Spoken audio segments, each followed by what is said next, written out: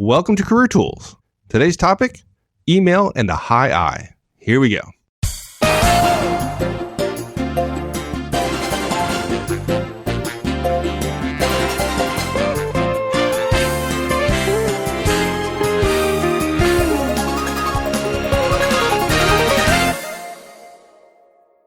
At the end of the Effective Communications Conference, we give a demonstration of the 4 DISC styles, and man, that is fun. It is. Nobody thinks it's going to be fun, but I have great fun doing it.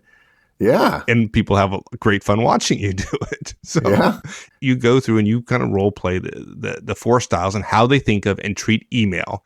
Look, I think email is a great way to end the Effective Communication Conference, which is where we teach people, look, you can pay attention to how other people communicate and make small changes in what you do and have better results communicating rather than just, quote, being yourself, unquote. And I think once we share it with them, people are stunned that you can do it. You can learn it in a day when it comes to face-to-face. But people, to leave email for the end of the day was sheer luck. That's just the way. We didn't really plan it to be this good.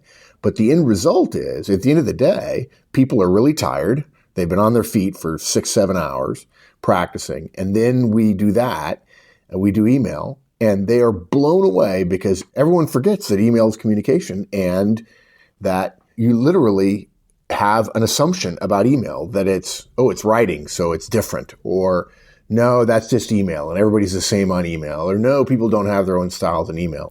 And that's part of the reason why we act out the different styles to show people. And then we test them and we give them examples of emails and see if they can figure out what type of person wrote the email, what tendencies that person have, what behavioral tendency the person had who wrote the email. We have real actual emails that we put up, and then we ask them to analyze them and then based on that to respond. And people are just blown away at the end of the day that they're still able to learn, and they get it too. And they go back and we get emails all the time from people who say, unreal. I just fundamentally changed my relationship with somebody who I really need to have a good relationship with because I went back and reviewed 50 of their emails and oh my gosh, are they a high S or a high D or a high whatever? Right. And there's a lot obviously value in terms of the Effective Communication Conference, in terms of, modifying your communication style to be more effective with people, right? To show them respect. And the great thing about email is one of the easiest ways to introduce yourself to tailoring your communications to other DISC profiles, right? Yeah. I mean, you have tons of information in the form of like hundreds, if not thousands of emails, right? Yeah, you don't have to go out and pay attention to people speaking to you anymore or watch them in a meeting. You've got all the emails sitting right there, and their style will absolutely come through. Yeah, and look, everything we teach about communication is centered on the Druckerism that I've modified, which is communication is what the listener does. I'll tell you, I just read a recent article in the Wall Street Journal, Mike, and it says why French parents are superior. And of course, it follows in the theme of the Tiger Mom, the great, fabulous Wall Street Journal article about a very demanding, very forceful Asian mother and why she believed that her way of parenting was better. And now it's come down to different nationalities of parents naturally parent differently, which is just dumb because there are good and bad French parents, there are good and bad Asian parents, there are good and bad American parents, and it all boils down to the individual, what the individual does. And that's what the email is the same way, and face-to-face communication is the same way.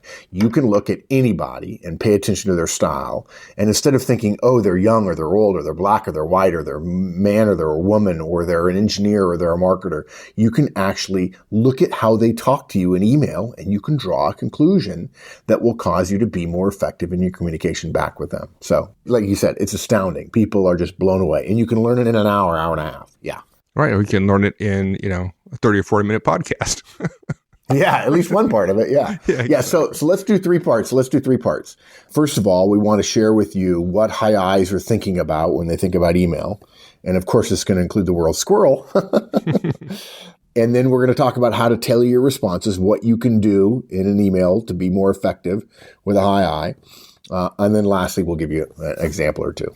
Okay. So when a high I is sitting down at his or her desk, and they don't get an email. Sit down, though, dude. They don't see it. Right? Okay. No, we run in circles and cheer. That's what we do. There you go, Mike. Don't ad lib. Just stick to the show notes. Just stick to the show notes. Okay. So when they're running around their desk thinking for a brief second. Hi, do. When they do stop to think and they're thinking about email, either reading one or sending one, how do they approach it? How do they think about email? Yeah. When the rare coherent thought alights on the head of a high I, right? That's and folks, Mark can say this because he's a high I. I'm high I. Folks, he's not making fun of you. He's making fun of himself. So don't get your feelings hurt. Of course, a high I would never get their feelings hurt. So okay. No, it's like he's talking about me. Isn't it awesome? It's awesome. Gosh, this is the best podcast ever. I'll mark myself as being of a certain age when I say that one of the best examples of a high I in a movie is a movie from years ago, starring Henry Winkler and Michael Keaton called Night Shift. And in it, Michael Keaton is a high I, and he's saying, I got to have a tape recorder to keep all the ideas. The ideas are constantly coming at me. I don't know what to do. And he puts the microphone, the recorder up to his mouth and says, I know, let's feed mayonnaise to tuna fish. Or let's create edible trash. You eat it and it's gone. It's just, he's crazy. Not a whole lot of coherent thoughts, but a heck of a nice guy. A lot of fun to be around. Look, high I's are the people you know who know everybody else. They're the ones who have huge networks. If you ask them a question, they don't know the answer, but they have someone they know who does know the answer and who's interested in helping. And it makes them feel good to connect you with that person. Okay. And they feel like it's their answer when they connect you with them. They get full credit for having the answer. Well, I don't know the answer, but I know the person who does. And so therefore I get full credit for knowing the person and for having the answer. Because if you don't have the answer, but I have the connection to the answer, then by definition, I have the answer compared to you. That's a high I. Yeah, and folks, that Mike just did, that's a classic high C response to a high I, which is like studying an alien plant form or something. Yeah, that's right. Look at that. Wow. I wonder why would anyone ever do that? That's crazy. And the high I's are like, because it's fun. That's why, because it's just so awesome. Yeah. I think when you conjugate verbs or maybe adverbs in the high I vocabulary, there's awesome, awesomer, and awesomest. Right? That would be it. That's verb conjugation right there. Okay. Look, high I's have a couple of conflicting feelings about email. First of all, the big thing is it's totally impersonal. It's totally boring. Right? I mean, it sucks the life. It can, if you're not careful, it can totally suck the life out of a person. And there's so much of it to do. It's like details. I got the email. Look at all these emails. The high I does do well and differently than the high C. When a high I has 1,000 emails, the high C goes, well, that's 11.9 hours of work. I'll be starting shortly as soon as I sharpen my pencils. And the high C says, oh my God, 1,100 people love me. And I have so much to do. Let's go have coffee. Yeah. So look, they think it's a little impersonal, a little boring. So high I's, their response to that is to spice things up. They love emoticons. They love exclamation points. If you get email with a lot of exclamation points, it is just bang on likely that is a high I.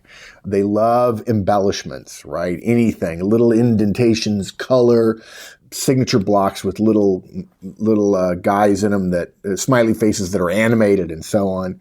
Anything. It drives me crazy, dude. Yeah. It seems to me that this is all about making email fun, when email is simply about communicating data and information. And why it's got to be fun, that's right. I have no idea. I don't know. I think if my profit numbers are higher this month than last month, that ought to be fun.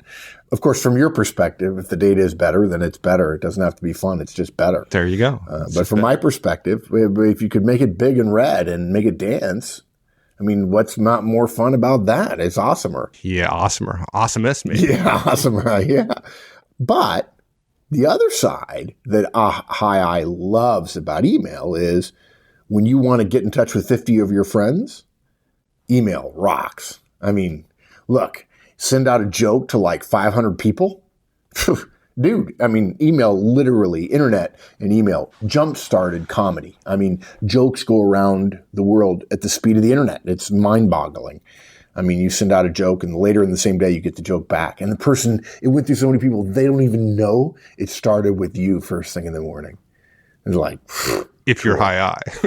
If you're a high I. Yeah, if you're a high C, you're thinking, really? Aren't there network resources? Couldn't they be better used in some other fashion? My point, exactly. Yeah. So, yeah. Yeah. And your point's completely valid. And so is mine. Email is a great way of keeping in touch when you have a big network. High I's always have a big network. So a lot of high I's, and I think some of you have heard me say that I would prefer phone conversations to email.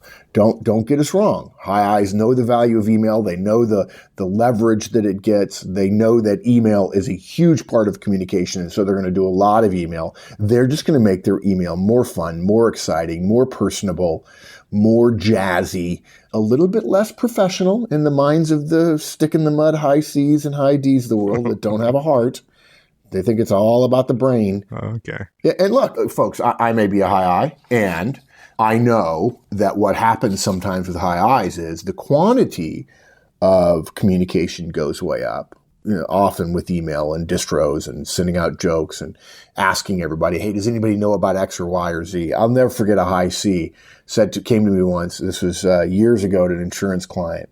And he says, look, I'm having this problem and I just can't get through it. Can we sit down and go over all the data? I said, yeah, we can. I said, but I don't think that's the answer. He says, why wouldn't it be? I mean, we've got the big pile of data. We need to look at it. We need to figure it out. And I said, well, let me see what you got. And I kind of flipped through a few pages, which was very hard for him. It was like 10 pages. I flipped through it at a high level. I'm like, yeah, okay. I said, why don't we just ask a bunch of guys we know to take a look at it real quick? And I said, we'll just attach it, send out this email to these guys, and we'll see.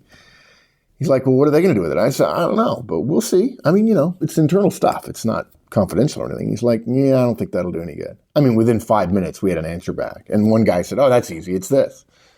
And we looked at the data, and he was right. And again, from his perspective, that wasn't quality work, but the answer got done. Right. So high I's, sometimes the quality is hard for a high C or even a high D. Like, wow, that's a little sketchy. But the quantity, the number of people, the outreach and so on makes a big, big difference. High D's and high C's, those of you on the task side of things, on the DISC model, the left side of the circle, often accuse us high I's of wasting time and wasting bandwidth. And you're right to a degree on what would be low value communication. And yet some of the high I's would say those with a little bit of cleverness would respond. And I think appropriately in some cases, the world's not black and white, folks. We know that. Mike and I both know that. And we like to play up my high I and his high C, when in fact, both of us are also high D's, if you couldn't tell. But the high I's would say, yeah, we hear you that you think we're wasting our time on low value communication. But what we would say is this. The workplace has become fractured. We're separated. There's more barriers. It's harder to communicate. We read something that if you're on a different floor from somebody else in the same building, you might as well be 100 miles away in terms of the lack of face time. And so frequent, less formal, less stuffy, less data-driven, more personable, more chatty, more fun emails help bind the organization together. And I can see the point. I really can. I think if all email was dry, desiccated data lists and spreadsheets, other than the fact that I want to shoot myself in the face, I think if it was just that, there would be a lot of people not on email. And email would become a tool that would be very narrowly used, and it wouldn't be as powerful as it is today. Right. Okay. So I understand the strange animal called a high I. Now, how do I spot a high I email? If I saw you, I met you for 2 minutes, I'd know you were high I. But all I'm doing is getting email. So how do I spot a high I in email? Oh, in email as opposed to in person. If you immediately know me, well then, right, yeah, okay. So look, they're always going to start with your name, right? Let me put it this way. They'll always start with a salutation. In other words, they're not going to go, first line is not going to be, I need X by Tuesday. Yeah. It's going to be, hi, Mike, hey, Mike, yo, Mike, or dude, or mate, or yo, or even better, yo, yo, yo. I mean, and the high I would say, Horstman would say to Ozan, look, I sent you the mail. You know it's from me. You know it's to you. You opened it. Before you opened it, you knew it was from me. And so when I say yo, yo, yo, you just know that that's the way I talk to you sometimes. I'm just being friendly. Right. Even if the email is serious, right? Even if the rest of the email has a serious tone to it. Yeah. Absolutely. Yeah. Yeah. Now, another thing we do, high I's, ask how other people are doing. They see email, if you're not careful, as, again, sucking the life out of relationships. Communication is the behavior that binds us to other people in relationships. If you don't communicate with somebody else, for a long period of time, the relationship dies for the most part, unless we're talking about a familial relationship. So communication is the tie that binds, and more frequent communication tends to bind people more tightly. Okay. Email is a form of communication, but if you make it strictly factual, strictly logical, strictly black and white and numerical and data driven and so on, you leave out an important part of the human equation, which is emotional connection, interpersonal connection, if you will, how people feel about one another. Look, we talk about, people have been asking us to do leader tools for years, and they say leadership is about inspiration. All of a sudden, all these soft words come up. Well, the moment you get into the soft words, folks, you're talking about high I and high S stuff, right? That's not high D, high C stuff. So high I's are going to ask how you're doing. They're not going to jump right to the work. They're going to say, hey, Mike, hope it's going well. Good to see you last weekend. Or, yo, dude, get back to work. I know you're taking a break, right? You're sitting in your Eames chair. You're just chilling. You need to get back to work. And I'm giving you crap, right? Now, folks, if you sent that, if the high I sends that to a high C, some of the high C's, think about it. You high I's, you send a mail like that because you think that's normal, it's cool, it's bitchin', to use my friend David Hoyt's word. I mean, the high C goes, what language is this in? Where is the dictionary? And where's the Urban Dictionary? Because I need translation help. I can't do it, right? And look, they'll go further after I say, yo, dude, how's it going? I'll probably say something like, all's well here, or I'm good. In other words, we're reconnecting by email, even if we talked 2 hours ago, and I'm doing what I would do in a normal conversation. Hey, how's it going? Good? Yeah, me too. That's how I might do it verbally if you and I, connected in an airport somewhere, right, on the way to a client or something. And they do it routinely, frequently. A high D just launches right into the data. A high C might be very formal about it, but a high I is very relaxed. They want to make sure that we don't suck the life out of things with this email tool. Yeah, but some of that though, frankly, high I's sometimes get perceived as insincere. They're so casual with this language that the high C or the high D sometimes goes like, yeah, really? You just absolutely smoke. I think you bring up a good point. We talk about strengths and weaknesses of all the different behavioral tendencies of D's, I's, S's, and C's, and we don't want to label people. But I think you're right. I think a high C, a high D, even sometimes a high S will say, wow, a little too much. The headlights are on a little too bright there. And look, I've shared before very openly that one of the negatives in my DISC profile, I'm a 7711, high D, high I, inspirational type. I know. Don't send me emails telling me I'm not inspirational. I've heard, believe me, I've gotten them already. You're not telling me anything I haven't already heard before. But one of the things it says in there is that people feel drawn to high I's and yet curiously distanced by them. And sometimes they feel manipulated by high I's. Distance, appalled. Appalled is the word. Yeah. And the manipulated thing is a hard one for me because it took me a long time to understand that when the profile says people feel manipulated by you, it doesn't say I manipulated anybody, because I don't manipulate anybody. I'm a very good salesman. I've tried very hard, but I've never sold anything I don't feel good about. And I've never asked anybody to do anything I wouldn't have done or that I didn't feel was right for them. And I didn't ask them to do it because it benefited me at a cost to them at all. I'm not that kind of short-term thinker. Believe me, if Mike and I were that kind of short-term thinkers, we'd never be doing what we're doing now, because we could sure make a lot more money doing something else. But what I realized was it wasn't so much that I was manipulating other people, but because the behaviors I engaged in to show them why I thought it would be good for them to do it, they perceived that as manipulation because they tended to be in the realm of data and facts as opposed to showing interest. Ben Franklin has the great quote that I love about sales: would you persuade, speak of interest, not of reason. Well, for someone who's a reason-based person, a rational-based person, more the D's or C's, when they see that interest-based appeal, they could easily put the label on manipulative. So, dude, you're right. The issue of insincerity is there. And I would just argue, folks, if you're a D or C and you put that label on somebody, I would caution you. You are using someone's behavior to draw a conclusion about what's written on their heart. And if you see that in me sometimes, as I'm trying to inspire you to do better and so on, all I can tell you is I've never had that on my heart. Not doing that. That's not I am. And so we have to be careful about that. That's a label, a negative. When people are different, we label them with words we don't like. Yeah. It's like the high D being called a jerk. High D doesn't think of himself as a jerk. He thinks of somebody who, when the chips are down, you can count on me. What does a high C call him? Or what does a high S call a high D? A jerk. Right? Yep. Yeah. Not right. Yeah. Not good. Now, look, let's go back to email for just a little bit. I'll tell you one thing that high eyes love to do. They love to send long, sort of breezy, easygoing emails, not really structured, just kind of all over the lot, really exciting. Again, lots of exclamation points, smiley faces, and so on. Great, normal. But if you send that kind of email to a high eye, believe it or not, they love it. First of all, they love the idea that, look, there's a scroll bar to the right of the email. That means it's a long email. Awesome. They were thinking about me when they sent it. But high eyes are pretty scattered, squirrel. And so they get distracted and they don't finish your email. They like things that are new and shiny, squirrel. And by the third paragraph, they want to move on to the next email to see somebody else say, hey, Mark, how's it going? Right? There might be a joke in there. Somebody might have something for me. It might be something that's not so long and boring as this other guy sent me. So you can send them long emails, but you just may have to check up on them to make sure that everything's, if they're deliverables and they're not in the beginning of the mail, good luck. Good luck with deliverables that. to a high. Yeah, I've said this before, right? You send me a long email and at the bottom you have a question. Folks, I'm not getting there, right?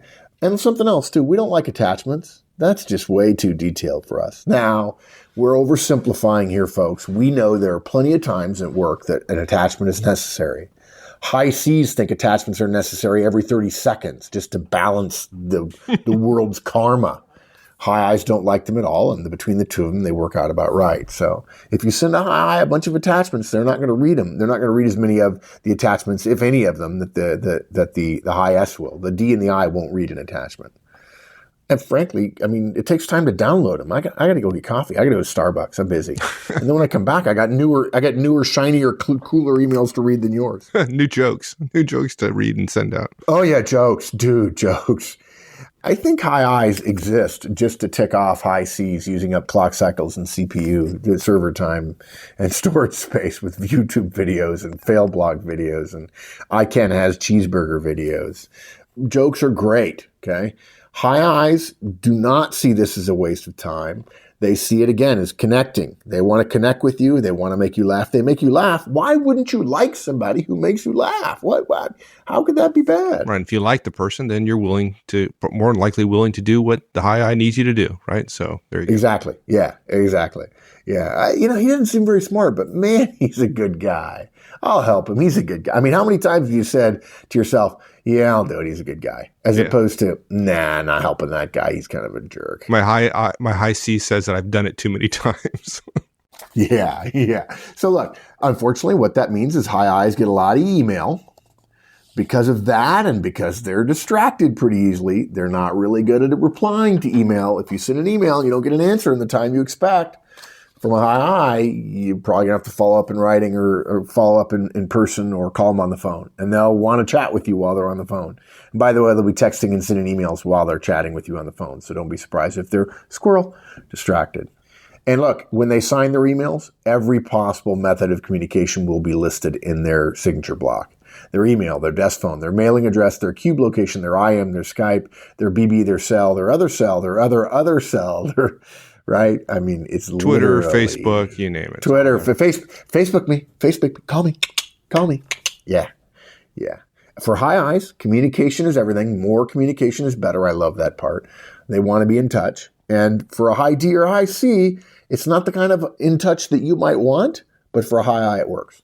Okay, so once you've identified somebody as a high I, then if you want to be effective with that person, you want to communicate in a language that's familiar to them, that they're comfortable with. Not your language, their language. And so when you're tailoring responses, what is the language of a high I? Fun. Beer. Cake. Cake. I love that word, cake. Let me say this and then let me take it back. If you want to communicate with anybody, communicate with them the way they communicate. And then I take it back and say only to a degree. The story I tell at the conference is the classic ugly American story, which I think is overused, but it still serves its purpose. It's sort of it may be apocryphal, but now it's not apocryphal. You know it had to have happened. Some American in the middle of Paris, France, goes up to some Parisian and says, "Which way to the Eiffel Tower?" And the Parisian looks back and says in French, which I can't speak, I'm sorry, I don't speak English.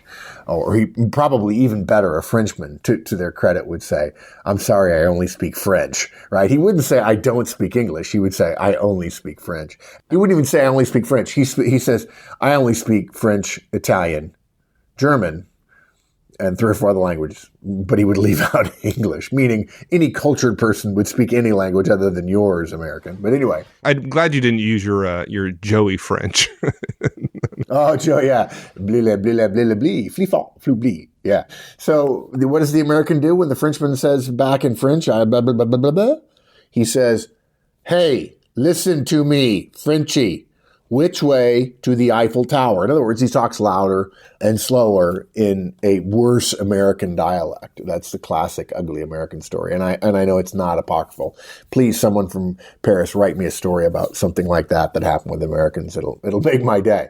And the point of that is, if I want to get through to a Frenchman, I have to speak French. And what do most of us do when we get in communication trouble? If we're not communicating well, we repeat what we already do. That said, when we say, if you want to talk to a high I in email, do what high I's do, we have to take that back because, frankly, folks, you don't have to become a high I. You just have to move in the high I's direction, okay? We're not asking you to mimic them. We're not asking you to become them. Don't do it. It will feel weird to you, and they will notice that you're trying too hard. You don't have to do that. If you think of a clock face, we're going to, just to oversimplify, high I's would be between 12 and 3 o'clock. Their opposites, the high C's, would be between 6 and 9 o'clock, right? D's would be 9 to midnight, and high S's would be 3 to 6, the four quadrants of a clock. Top and bottom, left and right. So you have top left, top right, and bottom left. Okay. High I's would be, again, top right, so they'd be noon to 3 or 12 to 3. Okay. Let's say you're a high C. Mike's a high C. And so let's say he's a 7 or an 8 on the clock. He's pretty far over there in the pure high C world, right? He's Spock. And he wants to talk to me. Let's assume that he doesn't have a high D component, nor do I. So I'm a pure I and he's a pure C. Frankly, a bit of this would be like the American TV show Big Bang Theory right now, which I'm pretty sure all the guys in the show are high C's, and the girl Penny in the show is a high I, so it makes for fun. But if a high C wanted to talk to a high I, we would not say to the high C, go from 8 until 2, all the way across, literally make a diameter all the way across the circle. You don't have to do that, folks. And frankly, that's good because you couldn't. Most of us are not that flexible. What we want you to do, what we would ask Mike to do is go from 8 to the center of the clock. In other words, we want him to close the gap from between the high C and the high I. Originally, the distance was literally the diameter of the circle. We want him to close it to become just the radius of the circle. Even better, when a high C moves in the direction of a high I and the high I recognizes it, even subconsciously, the high I moves toward the center of the circle as well. And now you have something less than the radius of the circle separating the two of you. And it's not hard at all to communicate when the gap is not that big. And the big problem with miscommunications is when our natural tendencies are so different than the other person's natural tendencies. We use a word meaning X and they hear it meaning Y, and you end up wondering, scratching your head going, how did that happen? I said exactly what I meant. I meant what I said. How did it go wrong? Well, it's because they communicate differently than you. So you don't have to become a high I. We don't want you suddenly throwing down 50 exclamation points and going, yo, yo, yo, because that won't work for you, and that's okay, right? Mike tries it every once in a while, guys, and it's a train wreck every time. Trust me, it's a total train wreck. And every once in a while, by the way, I try to send him emails with bullets, and he sees me coming. So we'll talk about that in the High C email cast, right? So, but look, we don't want you to mimic somebody. Now, folks, let me tell you something. If you're listening to us right now, this is Mike and Mark, okay? We're doing this for free. We're not making this stuff up. This is real. If you think we're recommending you mimic somebody, you're smoking crack. We're not. We're saying you're different than somebody else. Don't get stuck in your ways and be yourself and say, I'm going to be me. That's the ugly American move. Okay? And by the same token, don't mimic. Don't say, I'm going to become them. No. Show respect for the other person by communicating with them in a way that makes sense to them. Pay enough attention to the person you're trying to communicate to, just the way great presenters know their audience, and ask yourself, how can I change a couple of things I do to help my message get across? Because folks, if you're not willing to change your behaviors in order to get the message across, what you're saying is your behaviors are more important to you than your messages. And when that happens, folks, you got no business in a managerial or leadership or executive role. Okay. Your job is at some point almost all about communication. And you've got to be willing to change your behaviors if in fact you want your message to get across. So let me give you another example. Do you shout when you go to church? No, you don't. So what would you do? You wouldn't send a a really short email with 2 or 3 bullet points and no names and very dry and very direct and to the point. Okay. High I's expect you to use their name at the start of the mail, right? Dale Carnegie, what did he say? A person's name to that person is the sweetest and most important sound in any language. The first word in an email to High I is not I. It's their name. It's yo, Mark, or hey, Mark, or hi, Mark. Okay? Take some time. Ask me how I am. Hey, Mark, how you doing? Hope you're doing well. Okay. But by the way, guys, I'm talking about me because I'm the high I of the pair here, but I'm also a high D, so please get to the point pretty quickly. Okay? Because I get lots of mail. But a high I wants a little bit of give and take. They want to know that you're thinking about them, that you're caring about them. So say something polite, something pleasant. Ask after the high I. Reach out to them a little bit before you get right down to work. Okay? Now, kiss of death, don't send them a long email with a question at the end. They'll get distracted. They won't get to it. As soon as you start getting into work, after you've done your little salutations and said yo, yo, yo, yo, and so on, get right into what you want, right in the beginning. Give the bottom line up front. If you have an attachment, folks, get rid of it. Copy the most important part right into the body of the email. Or, if that's not possible, highlight your spreadsheet for us. Oh my gosh, put the key parts in yellow, say, and then highlight your email and say, the key part of the attached spreadsheet, I'm sorry I couldn't copy it, is in yellow. And then highlight that part of the email in yellow. So when I open up the spreadsheet, it's like, oh, I know exactly where to look. Pretty colors. Yeah, good. Yeah, exactly. Shiny. Ooh, squirrel. Now you might think, boy, how trivial. Trust me. High I's will get their revenge on you if you're a high C. We think things about you too, and we're going to share those in a few casts, we promise. So you can send high I's emails, and you can include emoticons. You can include exclamation points. You can do it. Trust me. You won't break out in hives, or even if you do, because it's email, we won't see you, and it might still work. And if you really want to get your point across, hives are a reasonable price to pay. It's okay to send ungrammatical sentences. It's okay to use all caps and italics and bold. They'll love that. Okay? If you're a high D or a high C and you're accustomed to sending more serious emails, again, lighten them up. An emoticon, a winky, a smiley. Okay? You don't have to put a smiley with 5 close parens on it. A high I will feel warmer towards your communication and more likely to respond to you when you include some of the natural behaviors they engage in. And of course, how do you know that? You can go through emails, the 100 emails from people around you and look and go, wow, look at this one guy. He uses 10 times more exclamation points than everybody else. He must be the most awesomest high I ever. And you'd be right. You'd be right. Let's go through a couple of examples if we can. Examples of a high I email that you may have received, and then talk about how you might respond to that person. Yeah. Before I do this, I have to say something. I recently got an email from, we're recording this in January or February of 2012, and I got an email from somebody, trying to think now. I asked a question in our weekly newsletter to our subscribers, Things I Think, which is so popular. I think it goes to, I don't know, a few thousand people. And I asked a question, a quiz at the end, and somebody answered it immediately and got it right. Or I mentioned a movie and they said that was the best movie ever. And I wrote back in the email line, I think they were giving me crap in the email. It was cool. It was funny. It was really funny what they said, which is good because I had met them before. Because, guys, I'm not suggesting you should give me crap. But anyway, and so the subject line of the email was dude with about 10 U's in it. Because I felt like this guy was willing to give me a little bit of crap. And it was a good note. He'd sent me a good note. And I'm pretty sure he's not a high I. So I wrote back, dude.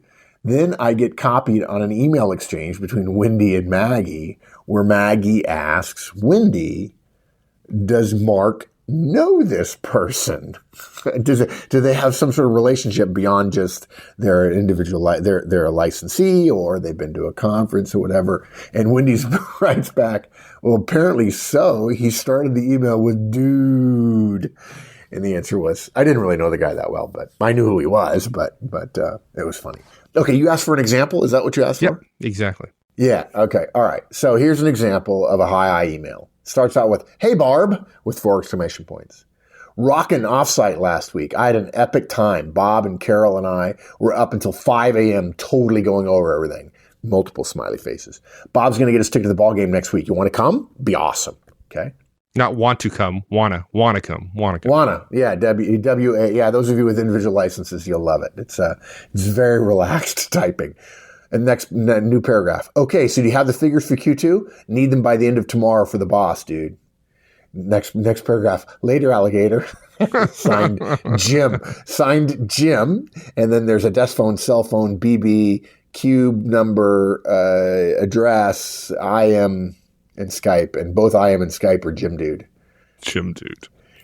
Yeah. So that's an example of hi. The most worn out keys on a hi eyes keyboard are the exclamation mark and the ones that make a smiley, which of course is colon dash close parent. I actually said to one of my sons the other day, he was telling me a joke and I was giving him a hard time, and I said semicolon dash close parent, and he just looked at me like I was nuts. He didn't get it. He totally didn't get it. Okay, but now the question becomes, folks, how would you reply? Again, hey, Barb, rockin' offsite last week. I had an epic time. Bob and Carol and I were up till 5 a.m. totally going over everything. Bob's going to get us ticket to the ball game next week. Want to come? New paragraph. Okay, so you have the figure. Do you have the figures for Q2? Need them by the end of tomorrow for the boss, dude. Later, alligator. Jim. Here's how you would respond to Jim. Jim, that offsite was epic! Exclamation points. I can't believe you stayed out that late and still rocked your presentation. Awesome job, dude. New paragraph. I've attached a spreadsheet you need to send to the boss. The important number is 4,500. It's in cell A4 on the product X tab. Call me if you need more. I'm on such and such number until 5 tonight. And put me down for the ball tickets. I'll totally be there. Barb. That is like music. That's music. awesome. It's symphonic. But some folks are saying they would never send an email like that. And folks, if you're one of those folks who say that, you're missing it. You're missing an opportunity to connect with somebody. Yeah. I got to tell you something, folks. If you send me an email and you're a high C and you don't say, hey, you don't reach out to me, you don't make me feel like we're trying to help you and we're trying very hard to be nice people, trying to help managers all over the world, and I don't get a sense at all about your interpersonal skills, and you sent me a long email that's essentially a very dry story, and then at the end put a bunch of questions in, when I meet you at the conference, I'll completely forget you sent me that mail, and I won't have any connection to you at all. And if you ask for something really big and I don't feel connected to you, I'm probably going to say no, because I get asked for stuff all the time. So the question is, are you willing to change your behavior in order to be more effective working with other people? And I have to say, I think from the time you're about 20 and you start becoming an adult and making choices about your professional life, it really boils down to, are you willing to change your behavior to be more effective working with other people? And look, you know what? You're hearing this, folks, from 2 engineers who didn't know this when we were 20 years old. We learned this the hard way, and we don't want you to. We want you to start changing your behavior now. Look, so you read the emails, you listen to me read these emails, and you're like, oh my gosh, it's totally ineffective. There's very little in there about the work. But the high eyes who are listening right now are totally digging this. They're like, awesome. They hear this and go, wow, this person's excited about work and they're friendly and they're outgoing. Super cool. Now look, if the numbers are wrong, the numbers are wrong. High eyes aren't going to, oh, sure, we don't care. It's 4,500 or 45 million. It's close, right? It's an order of magnitude. Who cares? It's not quite that simple. But there are people like this in the world. And by the way, a lot of high eyes, a lot of high Ds at higher levels. This kind of email happens.